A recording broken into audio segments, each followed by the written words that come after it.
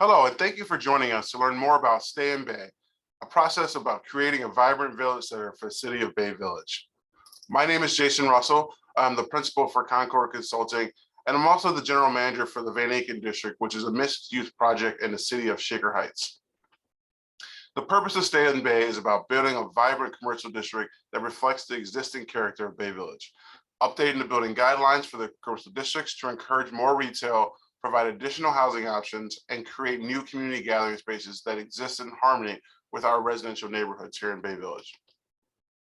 There have been plenty of plans that have been created over the years that have really thought about how do we create this? How do we create a village center to the city of Bay Village? There was a master plan in 1999 that was created. There was the Bay Village Retail Improvement Strategy in 2004. And then most recently, the city council and the residents of Bay Village created the master plan of 2016, all of which encourage the mixture of uses in the Bay Village commercial areas. So this most recent master plan talks about creating a sense of place, creating gathering spaces, making the community more bikeable, walkable, and well-designed. It's important to remember this is not the legacy of Bay Village. Neither is this, because neighborhoods like this deserve a downtown that looks like this, or even this, or this, and even this, right? So we started off the conversation of how do we create these historic downtowns that exist elsewhere in Northeast Ohio that match the character of Bay Village? How do we adjust the zoning code to make that possible here in Bay Village? So we first start off, what is mixed use? There's two types of mixed use. One is vertical mixed use, where the different uses are combined within the same structure. So think of it as first floor retail or office, and then on the second floor you might have apartments or offices as well.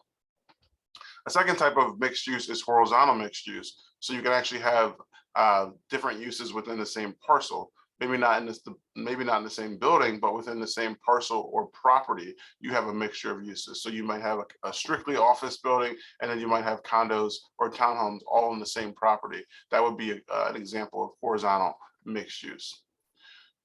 So as we started the public engagement process, the first question was, what does mixed use mean to Bay Village, right? Sure, there's definitions of mixed use, but what does it mean to Bay Village, and how do we craft a code to make sure that that any future development reflects what Bay Village wants to see in their community?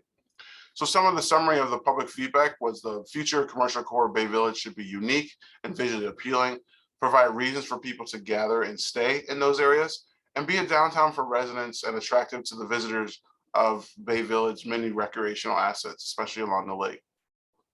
It needed to be a place for new residential options and certainly be pedestrian friendly.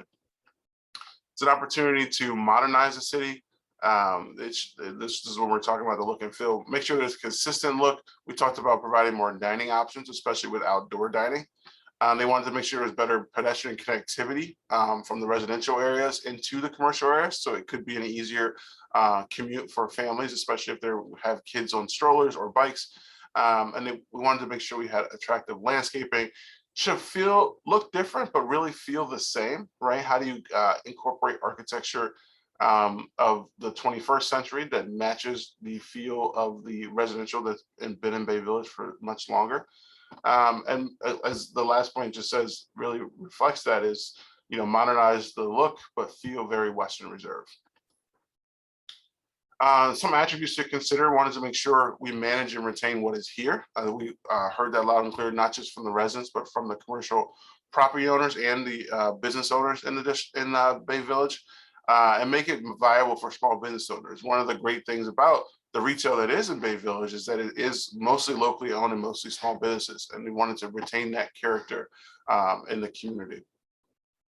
One thing that was brought up pretty frequently was this idea of aging in place, right? So these new residential options should allow people who live in Bay Village, love Bay Village, but maybe want to downsize to a smaller property. They don't want to have to be raking leaves every fall, but they want to stay in Bay Village, the community that they love. So how do we make sure that those additional housing options that we're talking about accommodate that demographic? Some of the areas of concern, obviously we talked about some of the good things, how we wanted to look and feel, but also what do we make sure that we address?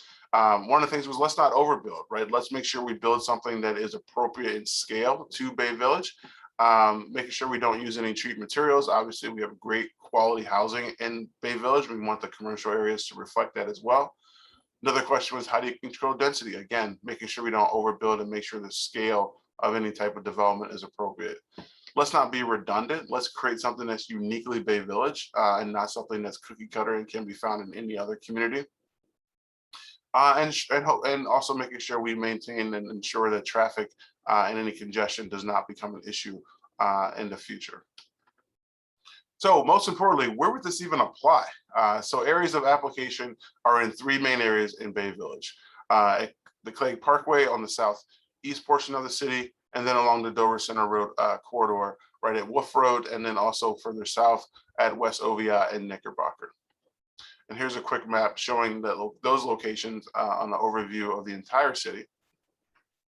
And then here's a close-up of where it would apply at Dover Center and Wolf Road. As you can see, mostly of Bay Square and the Heinz parcels would have this overlay applied. On the southern portion of Dover Center Road, as I mentioned earlier, at West Oviatt and Knickerbocker, the largest property there being the Dover Commons property. And then last but not least, at Clegg Parkway on the southeast corner of the city, just by the interchange with I-90, the Clegg Parkway area is slightly depressed below the bridge that goes up to I-90, that is Clegg Road. So as I mentioned earlier, one of the concerns was about density.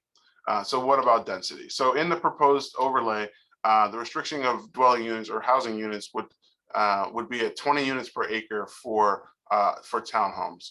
So some examples of what that density looks like in areas near Bay Village. In Lakewood, there's a project called McKinley Place. This is on Detroit Road in West Clifton.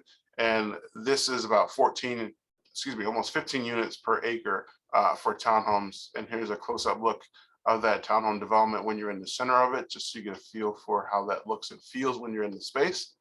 And then similarly in First and Main and down in Hudson, Ohio, they have a townhome development that is 19 units per acre, so very similar to the density that is potentially proposed here in Bay Village. And here's a look at those townhomes if you're right on the street. And as you've noticed, if you've been to First and Main and the new development, that's a great example of how it's all new development, but very much mimicking the Western Reserve style, so that it fits in with the historic area of Hudson that it is completely surrounded with. So very similar to some of the feedback we heard from residents of Bay Village and the property owners as we discuss this whole process. So how do we keep retail local? Within the proposed legislation or zoning code, retail is limited to 5,000 square feet. So anything larger than that would have to be approved by the Planning Commission as a conditional use. And that's done to ensure that most retail can be local and small. Most retail stores from a small business standpoint are really anywhere from 800 to 1,500 to 2,000 square feet. So that's kind of the strong spot for a small business. And just to give you some examples, this is examples of some national chains that we're all very familiar with and certainly probably been inside those stores, to give you an idea of what square footage looks like in those places. And then if we limit it down to 5,000 square feet, these are the type of stores that we know on a national level that fit within those examples. And here's just a close-up look so you can better read what those stores are. And then bring it back to Bay Village, here's some examples of square footage in Bay. So we have obviously Bay Lanes is just over 13,000 square feet. The Walgreens is just under 13,000 square feet. And then the KeyBank property is just under that 5,000 square feet. And Ross Beverage, same thing. So this gives you an idea, all stores you're familiar with, of what the look and feel and space size for retail would be under the proposed legislation.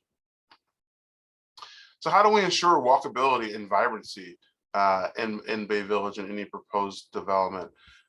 We want to make sure that we create any circulation within any proposed development that allows equal access between pedestrians and vehiculars and bikes, because that's what we want to make sure that we prioritize and give people options. It's making sure that they feel safe and comfortable riding their bike, walking their stroller, or just going on a nice walk through Bay Village, especially I can imagine on a fall day with the way the leaves are turning and all the trees that are in Bay Village.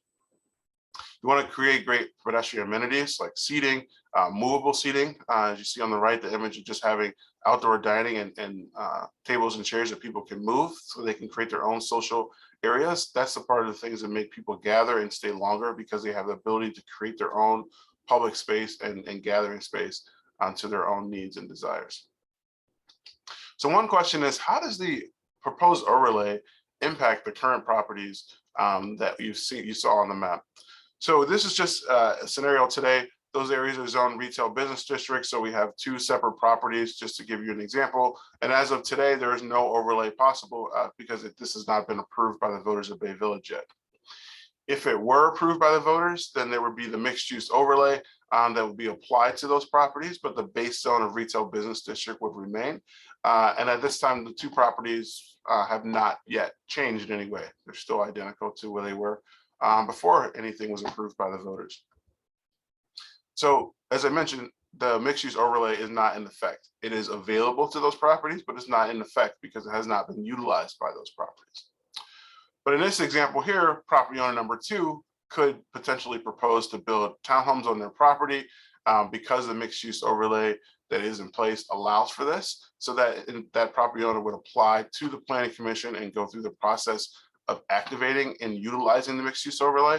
So in this example, if approved by the planning commission, those townhomes could be built and then the mixed use overlay isn't in effect. But as we see still at property 1, that property owner does not want to utilize the overlay, continues to operate under the base zone of the retail business district, and they can continue to do so long as they choose.